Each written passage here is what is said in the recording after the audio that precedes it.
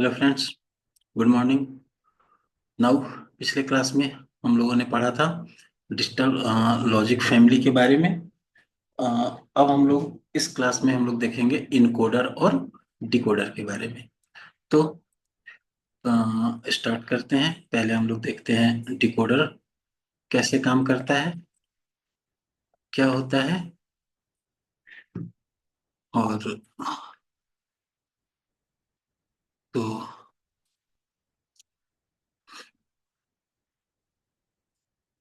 Let's हम लोग शुरू करते हैं डिकोडर। नाउ डिकोडर क्या है? डिकोडर बेसिकली एक तरह का कॉम्बिनेशनल सर्किट होता है, सीक्वेंशियल सर्किट नहीं है। कॉम्बिनेशनल सर्किट है, मतलब जैसा इनपुट मिलेगा उसके हिसाब से आउटपुट देगा। That changes the binary information into 2 to the power n output line is known as decoder. Means अगर इसको n इनपुट मिलते हैं तो ये 2 to the power n output line देता है। नाउ सिंपली अगर एक डिकोडर में हम टू डिकोडर में अगर हम n इनपुट दिए तो वो हमको 2 to the power n bit का आउटपुट देता है। ठीक है।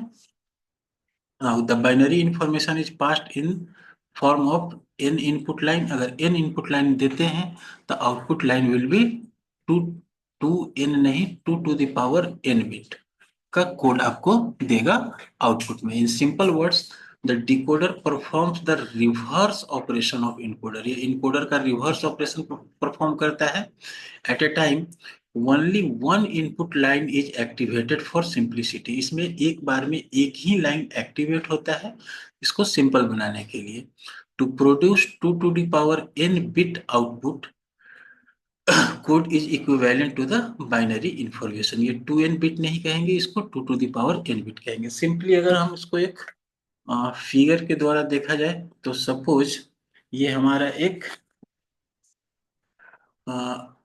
डिकोडर हुआ। जैसे ये एक हमारा डिकोडर है। अगर हम इसमें एक तो इस तरह से अगर हम n इनपुट लाइन दे इसको, n input line, n input line इसे हम लोग कहेंगे n to 2 to the power n decoder. तो ये हमको आउटपुट देगा। अगर हमने इसको n लाइन इनपुट दिया तो ये हमको आउटपुट देगा 2 to the power n output line. ठीक है। तो ये तो एक सिंपल है कि जितने बिट का भी डिकोडर अगर हम लोग 2 बिट इनपुट लाइन देंगे तो 2 to the power 2 यानी 4 बिट हमको आउटपुट मिलेगा। तो इस तरह से हम लोग एक देखते हैं। ये तो हो गया सिंपल डिकोडर का। नाउ अब एक एग्जाम्पल के तौर पर हम लोग लेते हैं 2 to 4 लाइन डिकोडर को। ओके। नाउ सपोज हम लोग एक डिकोडर देखते हैं 2 to 4 लाइन डिकोडर। तो 2 to 4 लाइन डिकोडर का मतलब क्या हुआ कि the in the 2 to 4 line decoder there is a total of 3 input, एक A0, A1 और ई। चूंकि कहने के लिए तो हम लोग 2 इनपुट कर रहे हैं, 2 लाइन इनपुट होगा, लेकिन ई एक सब में कॉमन लाइन इनपुट होता है चूंकि ये इनेबल करने के लिए। और 4 आउटपुट यानी 2 इनपुट और 4 आउटपुट, इसके साथ में एक ई इनपुट जुड़ा रहता है। तो सपोज करो 4 आउटपुट हमारा Y0, Y1, Y2 and Y3 है। For each combination of input enable E always set to 1 होता है। जब ये 1 रहेगा तभी आपको आउटपुट मिलेगा। वन ऑफ दिस 4 और A0 और A1 हमारा इनपुट है जिसके 4 कॉम्बिनेशंस बनेंगे, जो कि 1 of this 4 output will be 1। जो कि इनके कॉम्बिनेशंस बनाएंगे तो उससे हमको ये सारे आउटपुट में से एक आउटपुट 1 रहेगा। तो इसका अगर हम लोग सिंपली ब्लॉक डायग्राम देखें तो ब्लॉक डायग्राम क्या होगा? एक सिंपल सा ब्लॉक डायग्राम का मतलब ऑलरेडी आप जानते हो कि ब्लॉक डायग्राम क्या होता है हमारा। एक सिंपल सा बॉक्स जिसमें चूंकि हम 2 इनपुट लाइन देख रहे हैं तो एक है हमारा A0 और एक है A1। तो एक इनपुट A1 और एक इनपुट A0 और एक तो हमारा E इसमें ऑलवेज इनपुट होगा।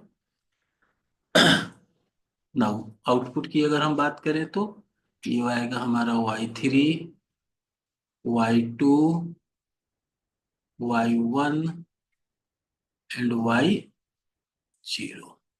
ये हमारा आउटपुट लाइन हो गया। तो इसे हम लोग कहेंगे 2:4 डिकोडर। नाउ इसके आधार पे हम लोग इनका इसका ट्रूथ टेबल बना सकते हैं। ट्रूथ टेबल के आधार पे हम लोग इनका पहले तो हम लोग इसका ट्रूथ टेबल बनाते हैं।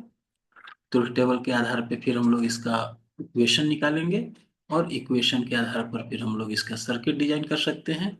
जैसे अभी इसके ट्रूथ टेबल में क्या क्या होगा। एक तो इनेबल, ई के लिए हमारा एक इनेबल लाइन रहेगा। ई हमारा इनपुट कितना होगा, दो इनपुट होगा और चार हमारे आउटपुट होंगे। ठीक है, ये तो हो गया एक इनेबल लाइन। इनपुट लाइन के अंदर हमारा दो इनपुट होगा। एक हो गया हमारा A1 और एक A0। सिमिलरली आउटपुट हमको मिलेगा एक Y3, एक Y2, Y1 और Y0। इस तरह से हमको चार आउटपुट मिलेगा। नाउ इनेबल लाइन अगर हम इनेबल नहीं करते हैं, अगर इनेबल जीरो होगा मतलब ये इनेबल नहीं है यानी डिजेबल है। तो डिजेबल के केस में आप कुछ भी इनपुट दो कोई फर्क नहीं पड़ता है, इनपुट होगा ही नहीं। तो इसके आउटपुट सारे जीरो रहेंगे। नाउ अब कंडीशन बनता है हमारा, अगर हम इसे इनेबल करते हैं तो ही इनपुट लाइन मिलेगा। तो या तो दोनों जीरो हो सकता है, या एक जीरो एक वन हो सकता है, या एक वन एक जीरो हो सकता है, या दोनों ही वन हो सकता है। तो इस केस में अगर हमारा जीरो जीरो होता है तो Y0 हमको वन देगा, बाकी के सारे जीरो रहेंगे। अगर हमारा जीरो और वन का कॉन्सेप्ट आएगा तो Y1 वन होगा और ये सब जीरो रहेंगे। यहाँ इस केस में हमारा Y2 वन रहेगा, बाकी सब जीरो रहेंगे।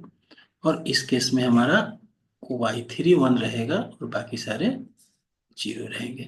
तो ये हमारा एक सिंपल इसका ट्रुथ टेबल बन गया।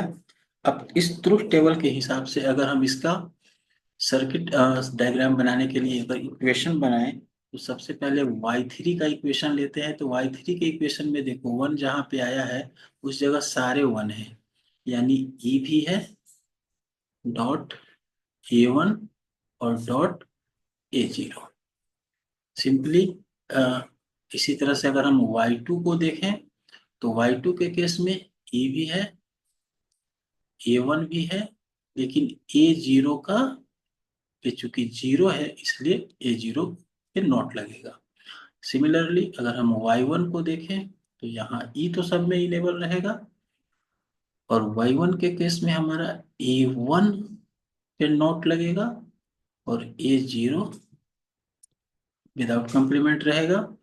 Y0 की जगह पे ई और हमारा A1 का भी कंप्लीमेंट होगा और A0 का भी कंप्लीमेंट होगा।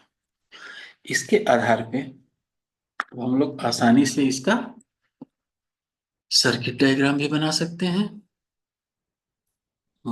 इस डायग्राम को हटाते हैं, ये तो हमारा ब्लॉक डायग्राम था। इस ब्लॉक डायग्राम को हटाते हैं, फिर एक सर्किट डायग्राम बनाते हैं इससे। जो भी हमारा इक्वेशन, जब हमको इक्वेशन मिल गया तो इक्वेशन से आसानी से हम सर्किट डायग्राम बना सकते हैं। नाउ सर्किट डायग्राम बनाने के लिए हम क्या करेंगे, सबसे पहले चूंकि ये सारे प्रोडक्ट हैं तो हमें चारों आउटपुट मिल रहे हैं किससे, एंड करने से। तो हम पहले चार ठो एंड गेट बना लेते हैं। सिंपली ये चार हमारा एंड गेट हो गया। एंड गेट से जो हमको आउटपुट मिल रहा है ये हमारा y3 का आउटपुट है, ये हमारा y2 का आउटपुट है, ये हमारा y1 का आउटपुट है, और ये हमारा y0 का आउटपुट है। क्योंकि इनेबल सब में 1 जा रहा है, तो एक तो इनेबल हमको सब में पास करना है, इसे हम सब में पास करेंगे। यहाँ यहाँ चूंकि ये इनेबल तो ऑलवेज 1 ही देगा, सबको 1 देगा ये। नाउ अब यहाँ पे हम लेते हैं दो इनपुट, एक A0 और एक A1। तो फर्स्ट केस जो हमारा Y3 का आउटपुट देखते हैं, Y3 के आउटपुट में देखो आपका दोनों 1 है, यानी कि हम सिंपली इस लाइन को इसमें जोड़ सकते हैं। ये हो गया हमारा A0 का लाइन। A0 पहले Y3 में एज अ 1 गया है। नाउ अगेन A0, ओके, और इसमें फिर दूसरा जाएगा A1 भी हमारा 1 करके गया है। नाउ अब नेक्स्ट देखते हैं Y2 में A1 तो 1 गया है, यानी Y2 में A1, A1 हम यहां से ले लेते हैं Y2 के लिए, और Y2 में हमारा A0 नॉट गेट से लग कर जाएगा, तो हम इसमें एक नॉट गेट लगा देंगे, और यहां से एक आउट इसमें लेंगे। ना अब इस तरह से हम लोग Y1 को देखते हैं, इसमें हमारा A1 नोट करके मिलेगा, यानी हमको A1 को एक नोट करना होगा, और A1 अब हमारा नोट होकर ही दोनों में जाएगा। पहले A1 हमारा नोट करके इसमें, और ये A0 हमारा यहाँ पे डायरेक्ट जाएगा।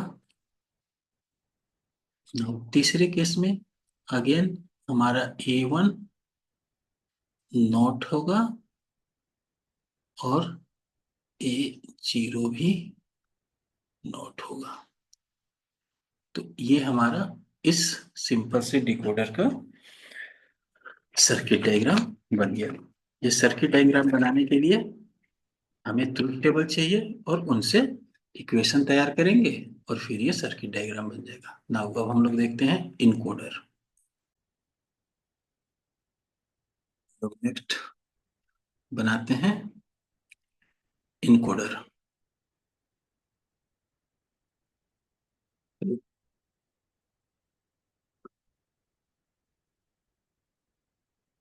पहले तो देखते हैं कि इनकोडर क्या होता है। तो इनकोडर बेसिकली क्या है, जिस तरह से हमारा डिकोडर है वैसे ही इनकोडर भी एक तरह का कॉम्बिनेशनल सर्किट है that change the binary information into n output। अगर n output line known as encoder, अगर उसको 2 to the power n input line मिलता है, तो यह इनकोडर क्या है, n आउटपुट लाइन देगा अगर इसे 2 to the power n input line मिलते हैं तो। The output line defines the n-bit code for the binary information. In simple word, the encoder performs the reverse operation of decoder। decoder का उल्टा होता है, जैसे decoder में हमने अगर n इनपुट दिया था तो 2 to the power n output आया था। सिमिलरली अगर हम लोग यहाँ पर एक इनकोडर बनाए, तो इनकोडर जस्ट उसका रिवर्स काम करेगा। ये हो गया हमारा इनकोडर। अगर इसमें हम 2 to the power n input line भेजते हैं, suppose 2 to the power n input line है इसमें, तो ये हमको n आउटपुट लाइन देगा। ये है हमारा n output line. Now simply अब हम एक एग्जाम्पल के तौर पे देखते हैं 2/4 का। 2/4 नहीं, इसमें तो हमारा 4/2 का हो जाएगा। तो अगर हम एक 4/2 का इनकोडर बनाते हैं,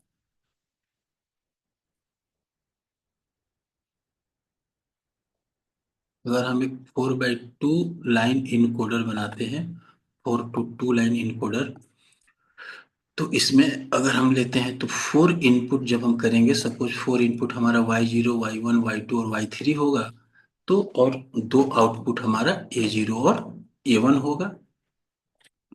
तो जस्ट एक हम 4:, सपोज ये हमारा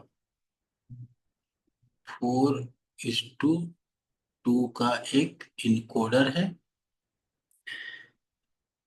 जिसमें हमको 4 इनपुट लेने हैं, ये a0, ये a1, या इसको सिंपली हम लोग y0 से ही डिनोट करते हैं, क्योंकि y उधर हम लोगों ने लिया है। तो ये है हमारा y0, ये है y1, ये है y2, ये है y3।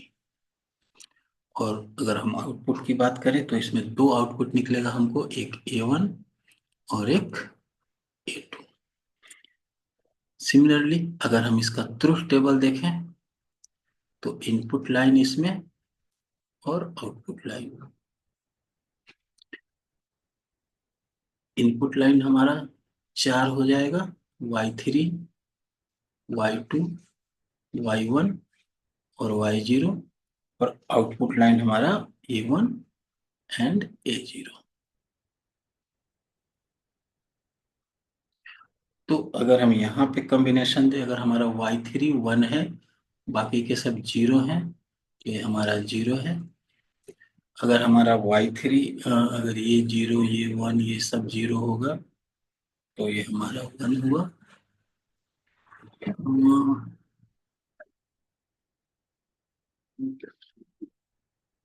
0 0 1 0, तो ये हमारा 1 0, 0 0 0 1, तो ये हमारा 1 1। नाउ अगर इसके आधार पे हम फॉर्मूला यहाँ पे निकालें, तो a1 का फॉर्मूला हमको मिलेगा y3 प्लस y2, और a0 का फॉर्मूला हमको मिलेगा y3 प्लस y1। इसके हिसाब से अगर हम इसका सर्किट डिजाइन करें, तो सिंपली हम लोग सर्किट यहाँ पे भी डिजाइन कर सकते हैं इसका। ये अगर इसका हम एक्चुअल सर्किट डिजाइन करें तो कुछ ज़्यादा ये नहीं है। ये सपोज y3 है, और एक हम लोग ले लेते हैं y2, इन दोनों को हमें और गेट से जोड़ना है, तो यहाँ पे हमको a1 मिल जाएगा, और फिर यहाँ से हम ले लेते हैं y3 और एक लेते हैं y1, तो इन दोनों से हमको a0 मिल जाएगा। तो ये हमारा सर्किट डायग्राम, इसे हम लोग बेसिकली इस तरह के डायग्राम को ब्लॉक डायग्राम कहते हैं, और इस तरह के डायग्राम को सर्किट डायग्राम कहते हैं। आउटपुट दोनों सेम ही है। नाउ आज की क्लास इतना ही। कल हम लोग नेक्स्ट क्लास में मिलेंगे मल्टीप्लेक्सर और डीमल्टीप्लेक्सर के साथ।